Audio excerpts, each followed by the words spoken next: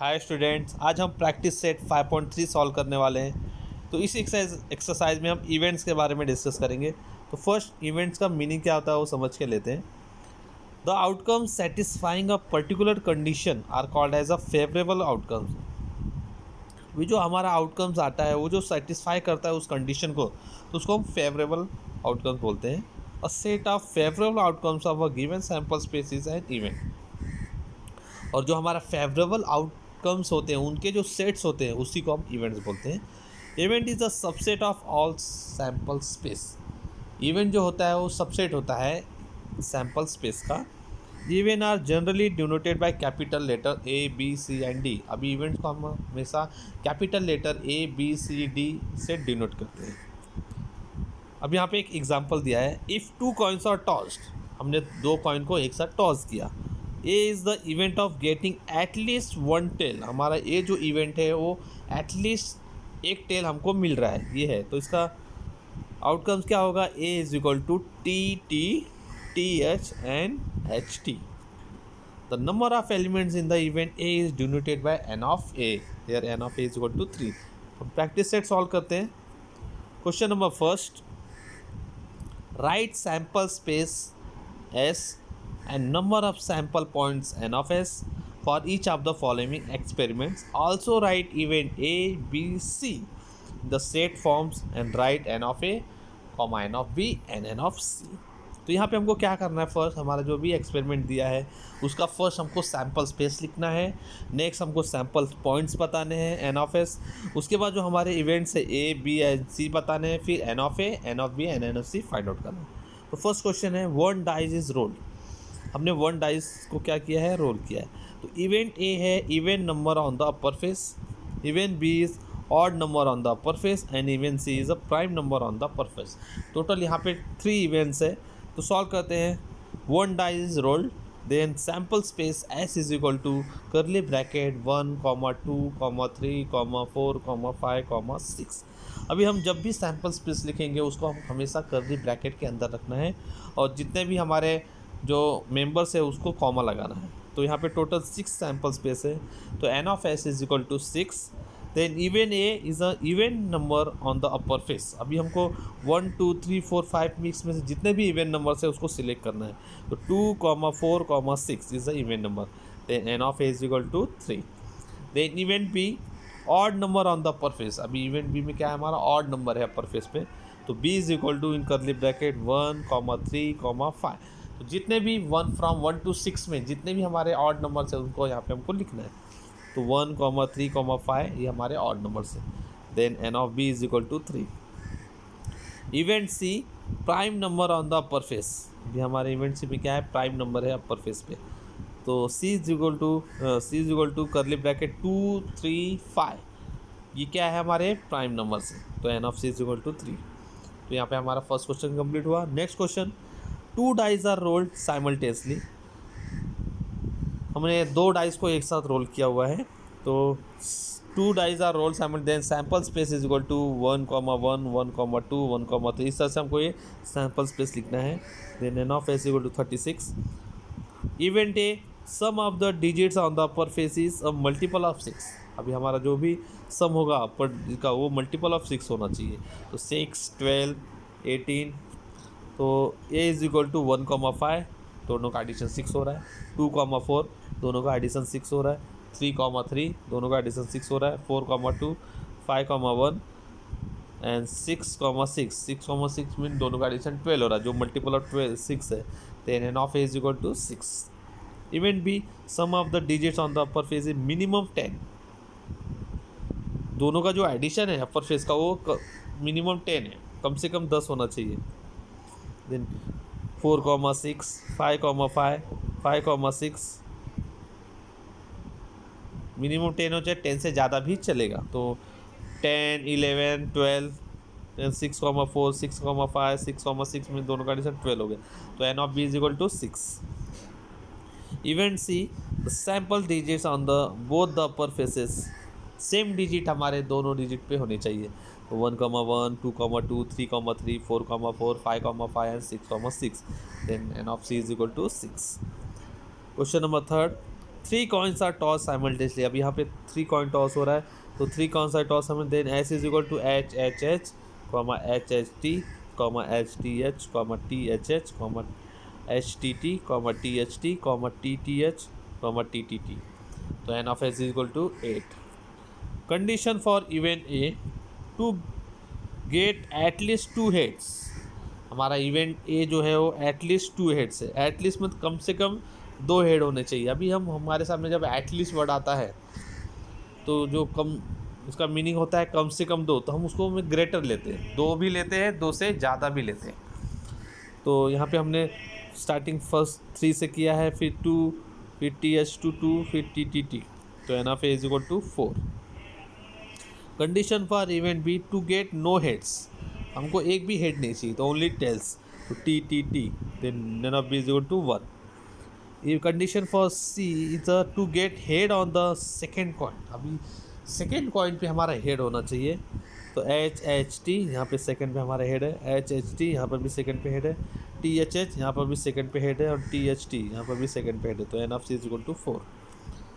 Question number 4, 2 digits numbers are formed using digits 2, 0, 1, 2, 3, 4, 5 without repetition of the digits। हमको यहाँ पे क्या करना है, 2 डिजिट का नंबर फॉर्म करना है, और हमको नंबर जो हमारे डिजिट है वो है 0, 1, 2, 3, 4, 5। कोई भी नंबर रिपीट नहीं होना चाहिए।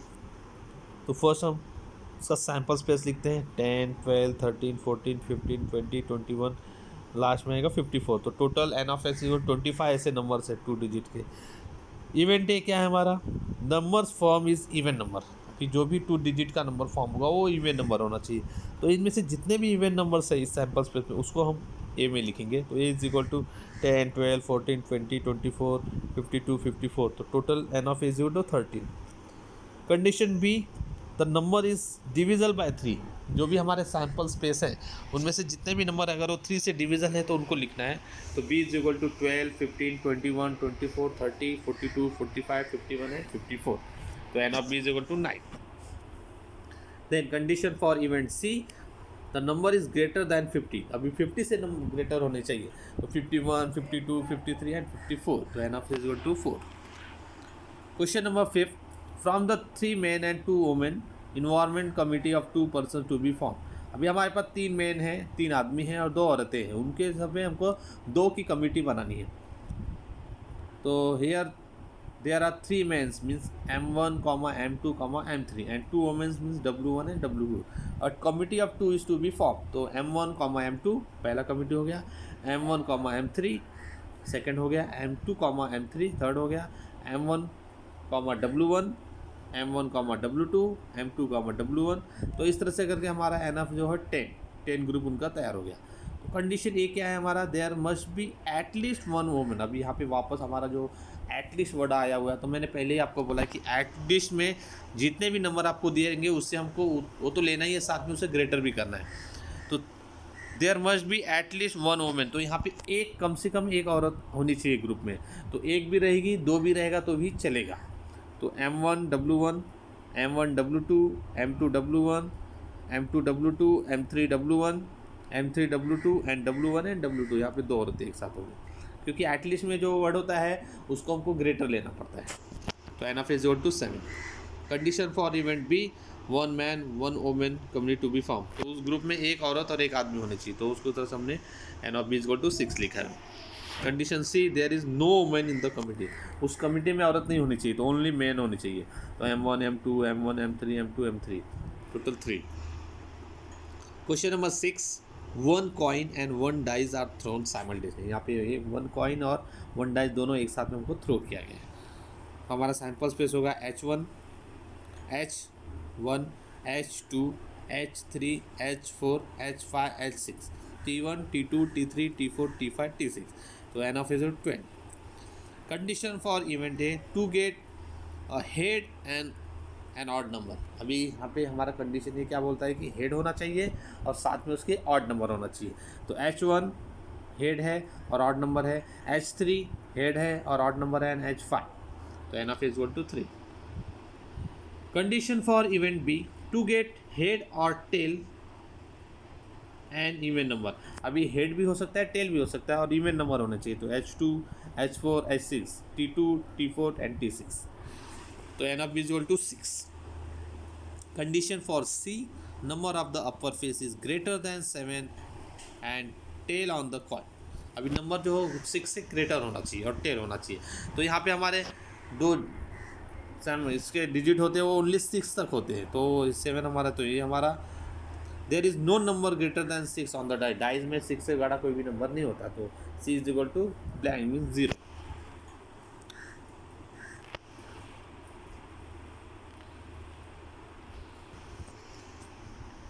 यहाँ पे हमारा एक्सरसाइज कंप्लीट होता है। नेक्स्ट हम प्रैक्टिस सेट 5.4 पे आते हैं। तो उसके पहले हमको probability of the an event कैसे फाइंड आउट करना है, उसके लिए फॉर्मूला दिया हुआ है। तो P of A is equal to number of the sample points in the event A upon number of the sample point in the sample space. Means हमको कोई भी इवेंट से अगर उसका हमको प्रोबेबिलिटी फाइंड आउट करना है तो उसके लिए फॉर्मूला यूज़ करना है। Probability of A is equal to number of the sample points on the A upon number of the sample point in the sample space. तो P of A is equal to N of A upon N of S. अगर वही हमारा event B अगर होता तो P of B is equal to N of B upon N of S. तो exercise पे आते हैं। Practice set 5.4 question number first, if two coins are tossed find the probability of the following events getting at least one head and second is getting no heads. तो first यहाँ पे हमको देखना है कि 2 कॉइन्स हमारा टॉस हुआ है, तो हम सबसे पहले यहाँ पे एस फाइंड आउट करेंगे सैम्पल स्पेस। तो S is equal to H H comma H T comma T H comma T T, then N of S equal to 4। Let A be the event where at least one head turns up. कम से कम एक head आना चाहिए। तो हमने पहले ही बताया कि एटलीस्ट में हम क्या करते हैं, जितने वर्ड होते हैं उससे ज़्यादा ही लेते हैं। तो 1 लेना है, 2 भी ले सकते हैं, 3 भी ले सकते हैं।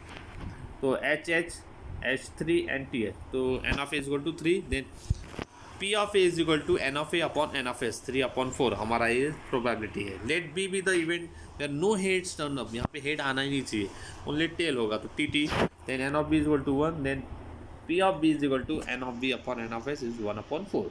यहाँ पे हमारा फर्स्ट क्वेश्चन कंप्लीट होता है। Question number second, if two dice are rolled simultaneously, find the probability of the following event. The sum of the digit on the upper face is at least 10, the sum of the digit on the upper face is 33 and the digit on the first dice is greater than the digit of the second dice। ठीक है, यहाँ पे 2 dice को role किया गया है। तो s is equal to 1,1 1,2, तो n of s is equal to 36। then a be the event that the sum of the digits on the upper face is at least 10, मतलब दोनों का जो एडिशन होगा अपर फेस का वो कम से कम 10 होना चाहिए। तो एटलीस्ट में हम क्या करेंगे, ज़्यादा ही लेंगे। तो 10 भी लेंगे, 11 भी लेंगे और 12 भी लेंगे, क्योंकि 12 से ज़्यादा एडिशन नहीं होता। 4,6 5,5 5,6 6,4, तो total N of A is equal to 6। Then P of A is equal to N of A upon N of A is equal to 6/36 means 1/6। Let B be the event that the sum of the digits on the upper face is 33। दोनों का जो addition है अपर face का वो 33 होना चाहिए, लेकिन हमारे जो टोटल एडिशन होते हैं वो ओनली 12 होते हैं, 6,6 करके। तो यहाँ पे ये ब्लैंक होगा मीन्स 0। तो N of B is equal to 0, P of B is equal to N of B upon N of A, 0/36 equal to 0। Let C be the event that the digit on the first dice is greater than the digit on the second dice. Means यहाँ पे जो first dice है उसका जो digit होगा वो second dice से बड़ा होगा, मतलब फर्स्ट वाला बड़ा होगा, सेकंड वाला छोटा होगा। तो ऐसे हमको नंबर लिखने हैं। 2,1, यहाँ पे 2 ग्रेटर है, 1 स्मॉलर है। 3,1 3,2 4,1 4,2 4,3 5,1 5,2 5,3 5,4 6,1 6,2 6,3 6,4 एंड 6,5।